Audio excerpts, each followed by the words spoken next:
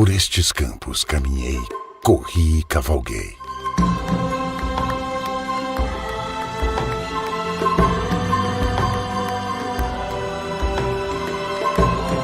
Nas grandes ondas verdes do Pampa, semeadas de bravura, desejos e sonhos. Das névoas do amanhecer, no rigor das intempéries, com um cielo al revés. Meu suor molhou a terra e aqui se criou.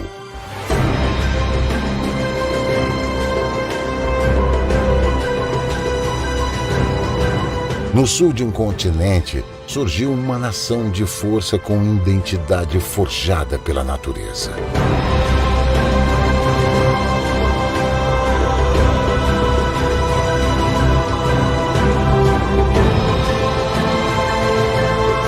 Para fortalecer o que ela tem de melhor, a união.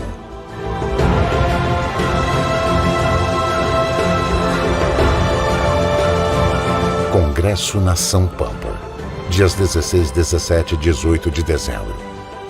Uma oportunidade para conhecer o Pampa como você nunca viu.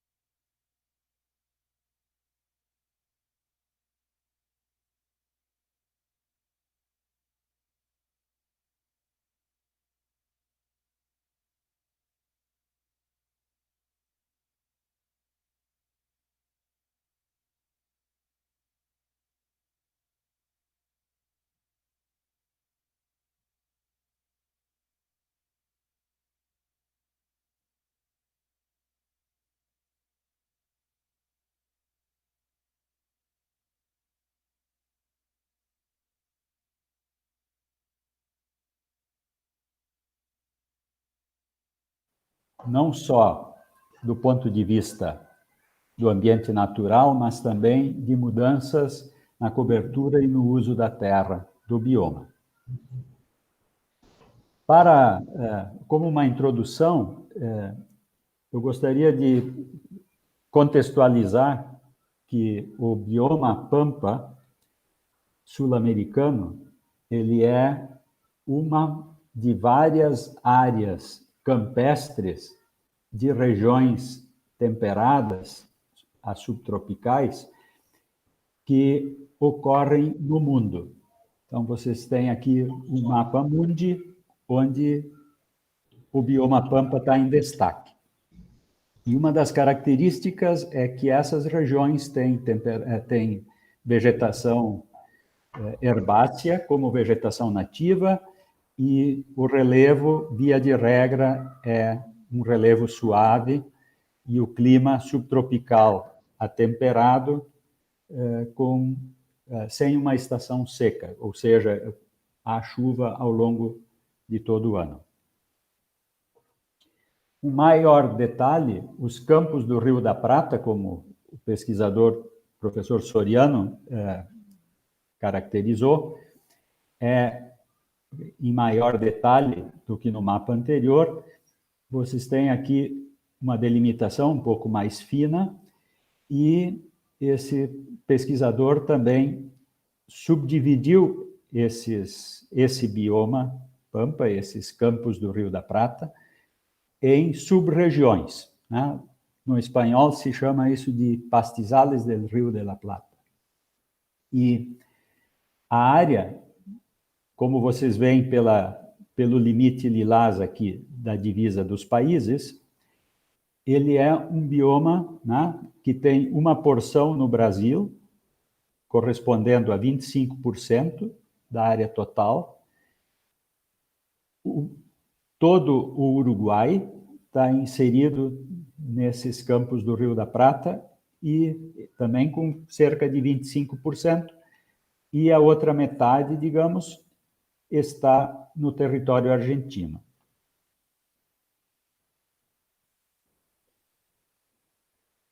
Se a gente agora... bom, o que é o que são esses campos do Prata, que nós também chamamos de bioma Pampa? Se a gente fala dos campos, é porque isso tem associação com a vegetação, né? E essa vegetação característica foi mapeada por um pesquisador alemão, que na década de 60, final da década de 50 e década de 60, morou alguns anos na Argentina e no Brasil, e mapeou fez um mapa de vegetação de toda a América do Sul, e aqui ele caracteriza nessa cor rosa, com um limite um pouco diferente daquele do Soriano, porque são limites naturais e, de repente, os critérios que cada um usou são um pouco diferentes. E aqui ele caracteriza para os campos do Prata dois grandes grupos: os campos e matas do Pampa ondulado, né, que é a vegetação do Uruguai e do sul do Rio Grande do Sul, e os pampas, as pradarias do Pampa plano, que são os campos do Uruguai, da Argentina, perdão, né? E aqui nós temos a calha do Rio Paraná e do Rio Uruguai, onde existem matas ciliares mais pronunciadas, mas elas ocorrem também no interior aqui. Bom, que característica tem essa região? Ela faz o contato entre a região florestal, que nós genericamente denominamos de Mata Atlântica, que reúne a Mata Atlântica lá do litoral, mais as florestas estacionais do Rio Uruguai e do Rio Jacuí, bem como as matas com araucária, no alto do Planalto. Faz a conexão, portanto, dessa região predominantemente florestal com uma região a sudoeste desses campos que é mais seca. E, portanto, tem vegetação herbácea também, mas é uma vegetação herbácea que normalmente não cobre todo o solo, né? Nós temos como característica dos nossos campos que esse campo, quando ele não é sobrepastejado, ele tem uma boa cobertura do solo, ele tapa o solo. Enquanto que, à medida que a gente vai para áreas mais secas, a proporção de solo exposto, mesmo nas áreas naturais, tende a crescer à medida que a gente avança para o sul da América do Sul. E isso é consequência, digamos assim, das temperaturas que vão diminuindo. Aqui eu botei como exemplo, né, Porto Alegre, Bagé, Montevidéu e Bahia Blanca, onde vocês veem que existe uma diminuição gradual da temperatura e uma diminuição gradual da precipitação, das chuvas. Isso, obviamente, tem limitações ao crescimento da vegetação, né? Tanto o volume de água quanto a temperatura mais baixa. Não é apenas esse elemento, não são apenas esses elementos, mas fisionomicamente, a gente vê uma expressão disso na região. Nós, no Brasil, temos um mapa de biomas.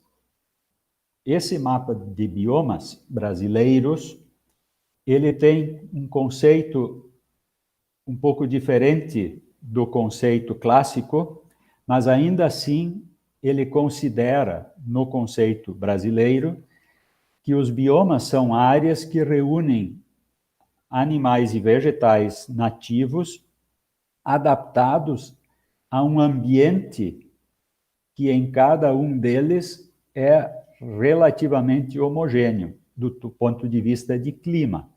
E isso influencia as condições de temperatura e de precipitação disponíveis e, portanto, a vegetação e, consequentemente, a fauna acaba estando ajustada a isso, ou aquelas espécies que não estão bem adaptadas tendem a ter dificuldade de se estabelecer e, com isso, vão, digamos assim,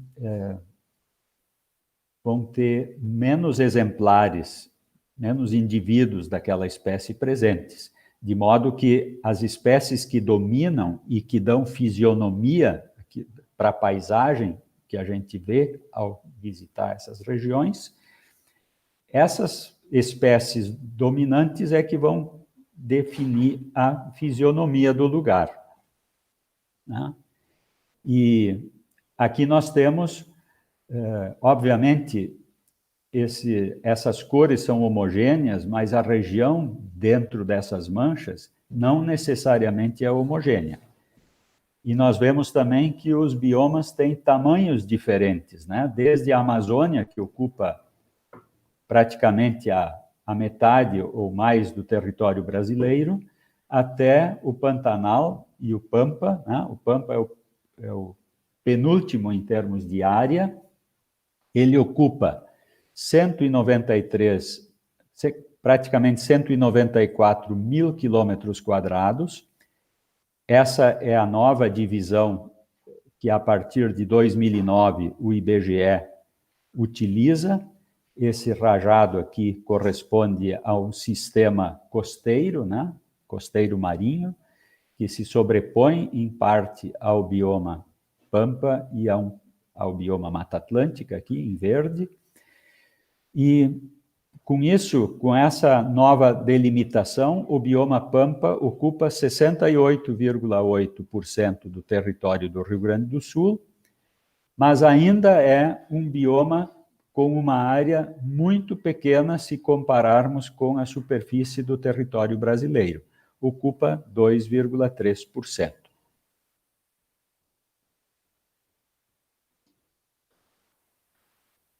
Até aqui, nós falamos de vegetação natural, de vegetação nativa. Sobre essa vegetação nativa, nós tivemos uma colonização, seja por populações de humanos, né? Seja por populações indígenas, seja por populações europeias. Então, as populações indígenas possuem contingentes, né, que estavam adaptados a ambientes florestais e outros a ambientes campestres. Os contingentes populacionais que vieram da Europa, no século XVII, ocuparam a região campestre. A região florestal ficou até o início do século XIX, praticamente sendo utilizada apenas por populações indígenas.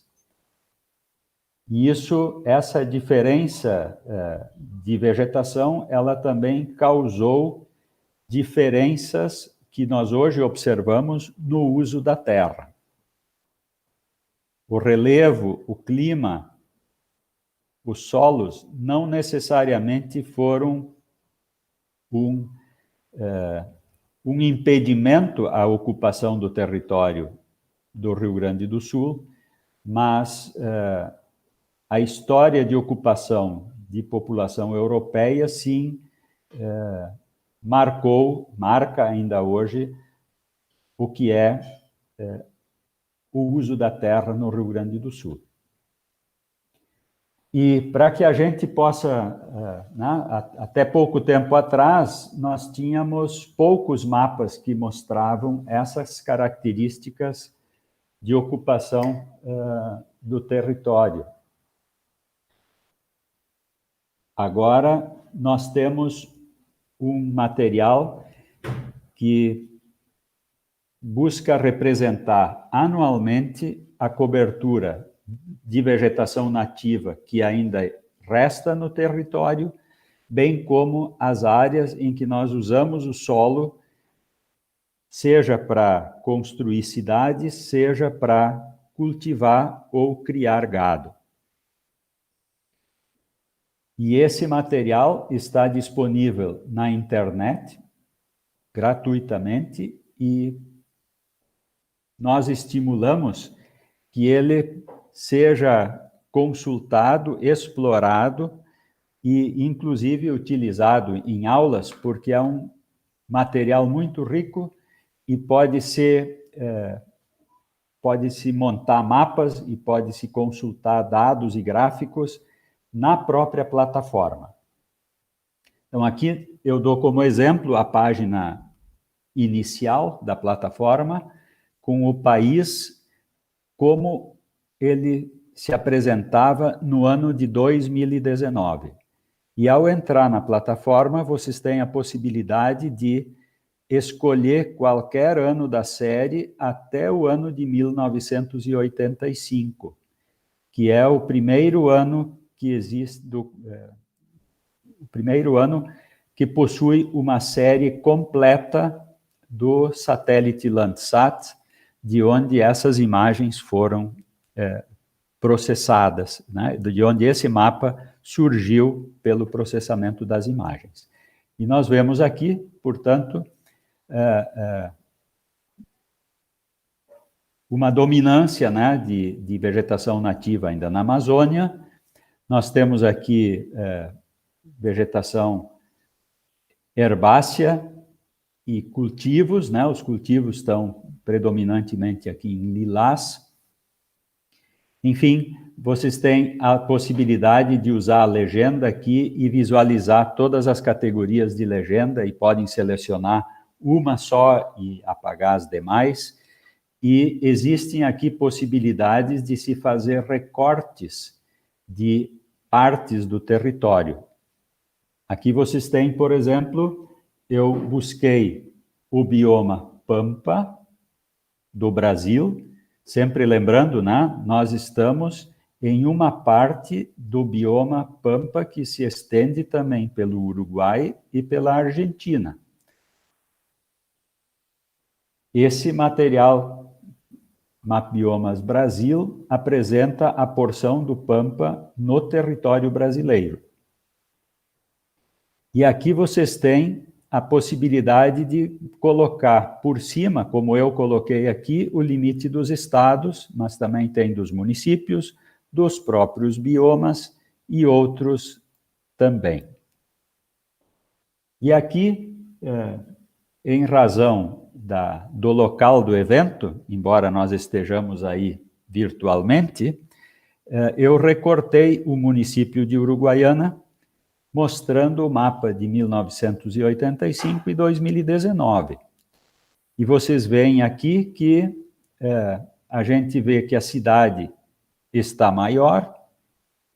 Nessas cores, nós temos os campos em marrom, as lavouras anuais em rosa e os inúmeros açudes e represas para irrigação que estão presentes aí. E vemos que, com algumas modificações, nós temos um pouco mais de arroz nessa região mais alta aqui do município, embora a gente também reconheça que a cada ano algumas áreas sejam colocadas em pousio e outras áreas sejam cultivadas, né? Mas isso nos dá uma ideia de qual a proporção de área que em cada ano estava ocupada por lavoura, estava lá como campo, seja de pousio ou como um campo nativo, que nunca foi cultivado, nessas partes mais altas e de solo mais raso, né? Então, essa é uma outra forma de se explorar usando os limites municipais. Mas também é possível usar a plataforma para gerar gráficos. E aqui vocês têm diferentes... né? Aqui nós temos do bioma Pampa como um todo, nesse exemplo, a ideia aqui, tendo em vista a motivação maior, que é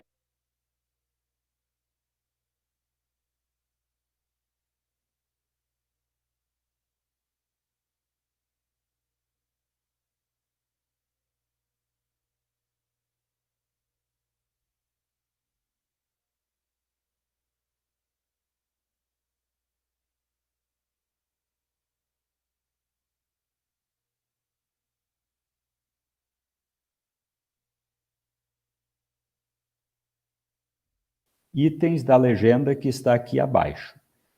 O que chama a atenção aqui, mais a guisa de interpretação, né? Existem classes que estão presentes no território em muito pequena área, né? A área é bastante pequena.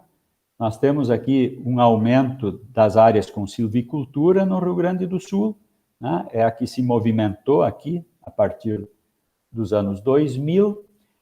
Nós temos água permanente, mas é uma quantidade de água expressiva no bioma, porque inclui as lagoas dos Patos, Mirim, Mangueira e as outras lagoas da costa.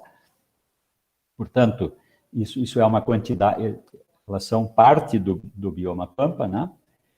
E o que chama a atenção aqui é que existe um pouco de restauração da vegetação florestal natural. E o que mais chama a atenção é que nós temos um crescimento tanto da silvicultura, que em parte nós reconhecemos que ainda está dentro da vegetação florestal nativa, nós ainda não conseguimos separar bem a silvicultura da mata nativa, então pouco desse aumento é a silvicultura que ainda está confundida aqui dentro, de modo que o que efetivamente a gente vê que mudou mais são as áreas que têm maior extensão. Nós temos uma diminuição dos campos em detrimento do aumento das lavouras. E um pouco desse aumento, um pouco dessa diminuição do campo, mas né, menos expressiva, é em função do aumento da silvicultura. Então, aqui é uma forma de eu mostrar. Aqui eu tenho uma visualização espacial das mudanças. E aqui eu posso demonstrar uma mudança do uso da terra, da cobertura do solo, ao longo do tempo. Mas todo esse material só foi possível construir porque esse material também está disponível na forma de tabelas. Então, se vocês acessarem essa plataforma, vocês também terão as planilhas, né? As tabelas com os dados, seja eles na forma tradicional de uma planilha, né? de dados, onde estão lá as diferentes classes de uso e cobertura do solo e as diferentes unidades espaciais, seja biomas, municípios ou estados. Ou vocês podem usar aqui essa tabela dinâmica, e aí vocês têm os totais de área para cada ano da série e para cada unidade da legenda.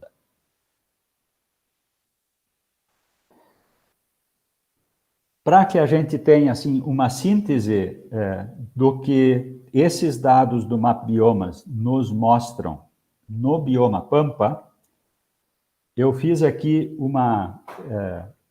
para ficar mais visível, né? O município de Uruguaiana, em 85, já cultivava arroz. Então, é natural que não houve grande mudança no panorama da relação campo e lavoura de arroz. A gente viu, embora é uma área pequena, a gente viu que visível foi a mudança no tamanho da cidade. Mas para que a gente veja essas mudanças aqui no estado, aliás, no bioma, eu trouxe aqui a cobertura e uso da terra do bioma Pampa em 1985 e em 2018. E chamo a atenção para 4 regiões. Na primeira região, na região número 1, tal como a gente viu com Uruguaiana, embora aqui seja o cultivo de soja e não haja essa alternância entre arroz e pousio do arroz, aqui nós temos sojas e milho eventualmente, mas domínio da soja, o domínio dos cultivos anuais de sequeiro, já presentes em 1985. Essa região, a soja entrou nessa região no final dos anos 60, início dos anos 70. Portanto, em 85, ela já tinha, a soja, avançado sobre as áreas campestres do noroeste do estado e Planalto Médio, Missões. Então, vejam que, tanto em 85 quanto em 2018, nós já tínhamos lavoura lá. Aqui na região 2, que envolve mais a região ao sul de Cruz Alta, mais Tupanciretã, Júlio de Castilhos, em direção a Salto do Jacuí, né, nós temos, nesse período de 85 a 2018, uma mudança do campo nativo para cultivos anuais. Na terceira região, nós temos a silvicultura como marca registrada, né, dessa região. Então, vocês veem aqui o verde das florestas, um pouco do marrom da silvicultura, e aqui vocês veem mais marrom. Na verdade, tem um pouco mais marrom do que esse que está aqui, e que a gente ainda está tentando separar desse verde mais escuro, que são as matas nativas. Então, a própria característica do relevo, ela inibe o uso para agricultura, porque o terreno é declivoso e ondulado, e também o solo, muitas vezes, é pedregoso, dificultando a mecanização. Já na região 4, mais familiar para quem é da região oeste do estado, nós temos a Cuesta do Aedo, onde os solos são rasos e a dificuldade de mecanização é pela profundidade dos solos. As áreas de cultivo aqui, elas estão presentes em função das várzeas mais úmidas que são usadas para o cultivo do arroz. Mas à medida que a gente sobe em altitude, esse terreno fica mais dominado pelo campo nativo mesmo. E aqui, apenas para ilustrar isso, né? Aqui nós temos grandes extensões ainda de campos, né? Estamos entrando nessa região já mais alta de Livramento, mas é a região baixa com a transição para a Cuesta do Aedro, né? Então, predomina o campo, são poucas as matas, muito da vegetação aqui nos campos é feita de capões de eucalipto, mas nas partes baixas, nas várzeas, se tem floresta. Aqui vocês veem que o Pampa não é tão homogêneo quanto diz aquela cor clarinha que estava lá no mapa dos biomas, e sim, vocês veem aqui um ambiente bem diferente daquele lá do oeste do estado, que é a Serra do Sudeste, onde vocês têm as matas de galeria acompanhando a drenagem. Eventualmente nas regiões sul, aqui menos ensolaradas, um ambiente mais úmido florestal. Então, aqui tem uma proporção maior de floresta em relação ao campo. E para uma outra região, também do Pampa, mas com uma característica bem diferente, é que nós temos uma faixa entre as lagoas e o mar que é dominada por areias, de dunas ou de áreas úmidas com alguma vegetação até de adaptação úmida, porque essas áreas, muitas vezes, no inverno ou numa chuvarada, acabam ficando lagos temporários aqui, mas também na beira das lagoas tem muitas ciperáceas de hábito de ambiente úmido, né? E vocês veem que do outro lado das lagoas nós temos os campos litorâneos, também são campos diferentes porque estão sobre terreno arenoso. E como o ambiente é diferente, também as espécies, a proporção das espécies que povoam cada um desses campos são diferentes.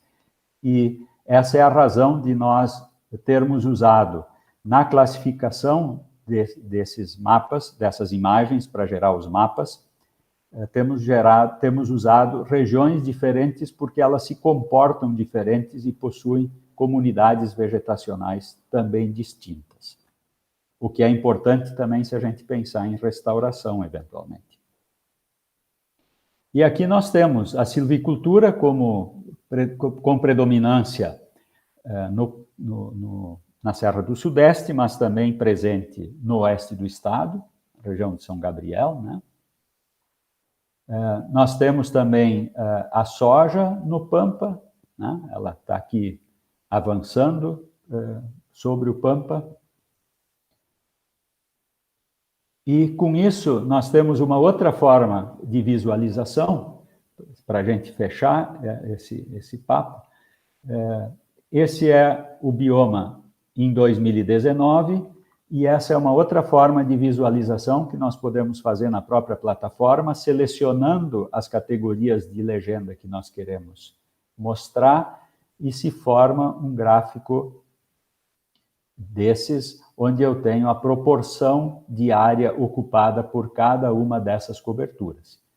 E a gente percebe, como já mostrava o outro gráfico, que a agricultura predomina, é a classe de cobertura e uso dominante no bioma. Mas, lembrando bem, o bioma Pampa não possui apenas campo nativo, possui também florestas nativas, mata nativa, em menor proporção, visto ser um bioma campestre. Mas a vegetação arbórea também está presente, principalmente na Serra do Sudeste. Eu agradeço a atenção de vocês e me coloco à disposição para eventuais questionamentos. Muito obrigado. Obrigado, senhor professor.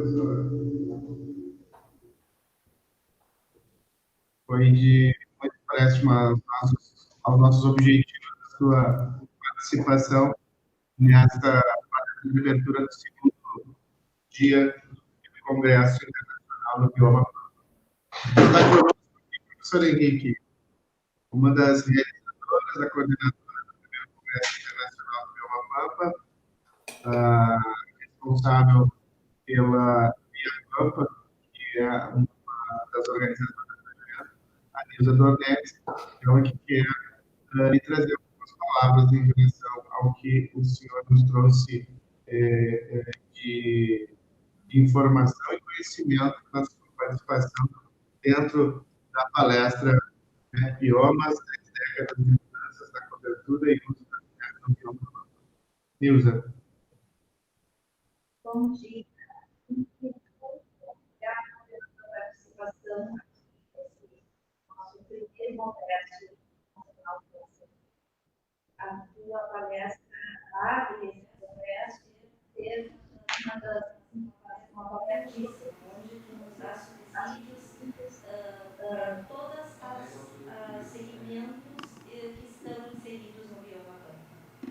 Muito obrigada pela tua participação, pela tua atenção e que nós possamos seguir trabalhando juntos, né? Sempre com a nossa parceria. Muito obrigada. Um grande abraço. Eu agradeço as palavras e fico à disposição para qualquer oportunidade que se apresentar no futuro. Mais uma vez, muito obrigado pelo carinho e pelo convite feito. Muito obrigado, professor. Um grande abraço.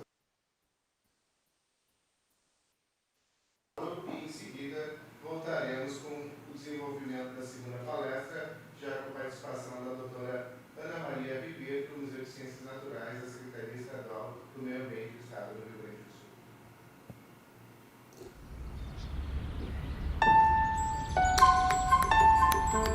Neste momento em que ninguém sabe as respostas e as perguntas batem a porta, temos apenas uma certeza: precisamos cuidar da nossa casa, desenhar nosso futuro. Nossa casa é onde os sonhos se realizam e o trabalho e a coragem de cada um nos torna ainda mais fortes. Aqui é a nossa casa. E nela, a nossa parceria faz toda a diferença, oferecendo soluções personalizadas em crédito, ampliando serviços nos canais digitais e levando mais segurança para clientes e funcionários. Afinal, cuidar bem da nossa casa e de quem vive nela é o que sempre fazemos. Banrisul, nossa parceria faz a diferença.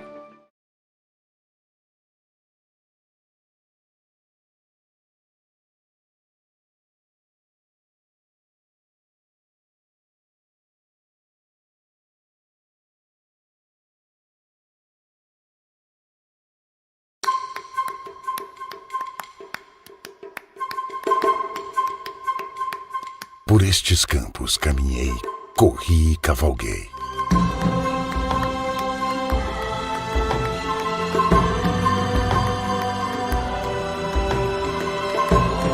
Nas grandes ondas verdes do Pampa, semeadas de bravura, desejos e sonhos. Das névoas do amanhecer, no rigor das intempéries, com um cielo al revés. Meu suor molhou a terra e aqui se criou.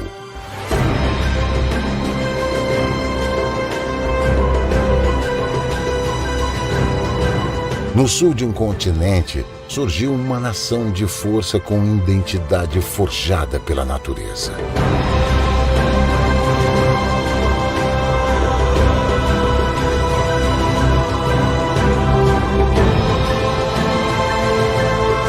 Para fortalecer o que ela tem de melhor, a união.